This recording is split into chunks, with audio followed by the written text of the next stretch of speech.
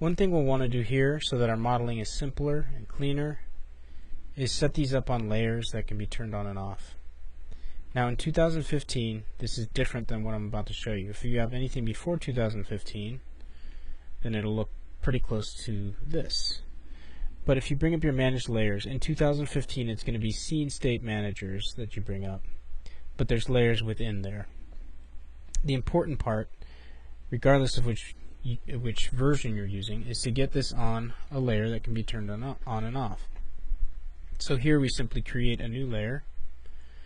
If you click on it, you can call it floor plan reference.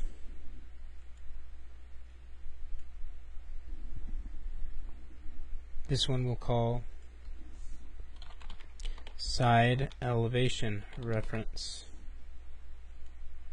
Now if you select the object and then create a new layer, it's automatically putting that selected object onto your new layer. And this is front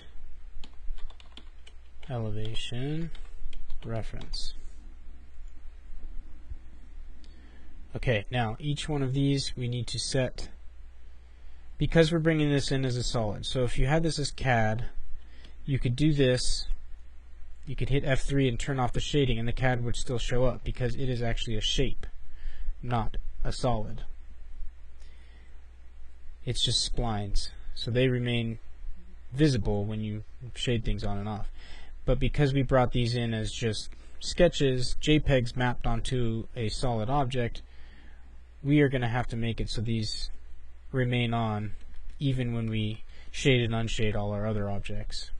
And you'll see what that means as we go along, but follow me and set it up the way I do. So those are each on their own layer now. We just need to set the layer properties so that instead of shading or not shading depending on what the whole viewport is doing, we're just going to set it to always shaded, just like that.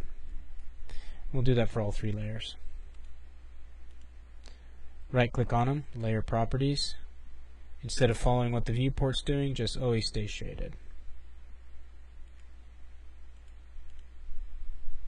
Layer properties, shaded.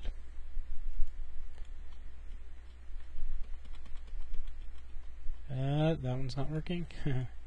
What layer is that on? Make sure it's on this layer like it's supposed to be. That one should always be shaded. That one's not working. That's really weird. Well, that floor plan one doesn't want to work. But I remember now that I've had this bug before where it just doesn't do what it's supposed to. But you can see what the front and the right side are doing. Even if I hit F3 to shade and unshade, they remain shaded all the time, which is good. That's what we want. This we'll have to kind of deal with. Might be able to find a workaround. But what you'll see is when I start modeling to my sketch, let's draw that floor plate first. Actually, it's just a big rectangle. Should be about 20 feet wide and 80 feet long.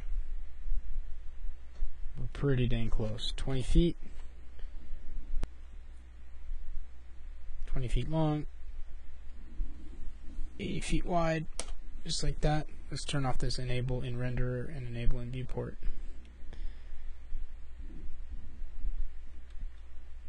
That thing just won't stay shaded, will it? Okay. But what's supposed to happen is we always see this, but these object, well, no, we always see this object, so we can always draw to it. But if we turn this into a solid,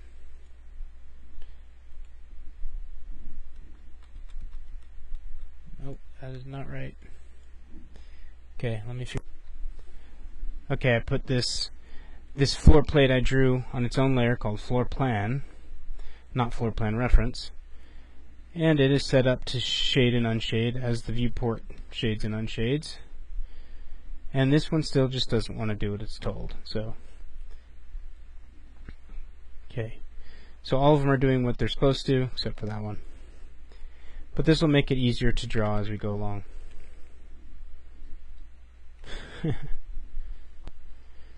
Okay, but we don't actually want this normal on here. We want to draw that rectangle and then convert it to edit spline. Right click, convert to edit spline. Now we will have our vertices. Let's turn them all to corners. Corner. And that plane right there is at 0. So we'll make sure the first floor of our house is at 0. But we do want it to have a thickness, so let's extrude it down instead of up. And we'll say it's going to be a 10 foot or a negative 10-inch extrusion. That means it's a 10 foot thick floor. Put that on floor plan layer, and there we have our first architectural element fully modeled in 3D Studio Max. Now if we go to the front view, we can start drawing these walls. If we go into Create, Shapes, make sure it's on Splines, and go to Line.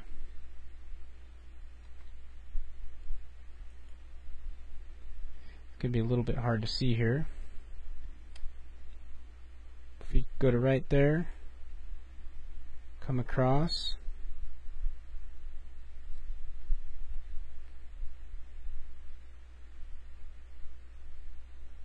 to right there. Now if this had to be exact, then we'd want CAD. But since it doesn't, and we're just kind of drawing some conceptual stuff, it doesn't need to be exact. So we can just draw to spline. Oops, and I just broke my spline. So make sure I'm detached from the spline. So go to this Start New Shape, like we showed you before, and just continue right along.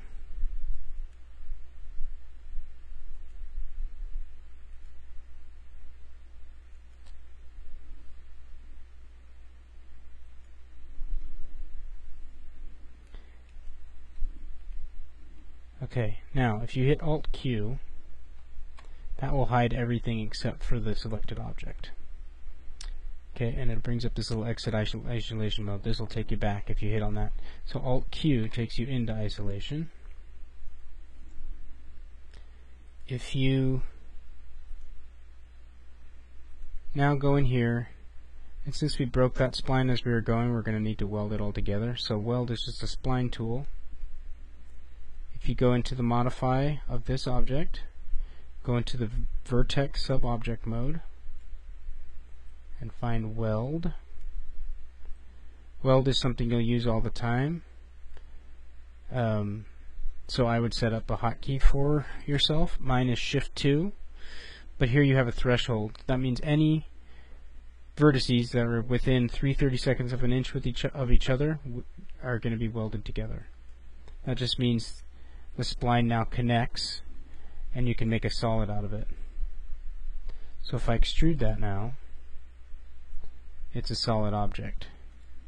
If I extruded it before it was welded together, let's go back, extrude it, and you'll see it's not a solid object.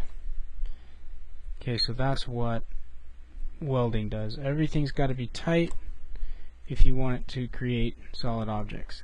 So our wall is going to be 6 inches thick. So there's that wall. If we exit isolation mode, we'll see that we've just drawn a wall for our front elevation there, and it's sitting right on top of our floor. Now if we go here, we'll see that we want to move this to right there, and the beginning elements of our house are starting to come together.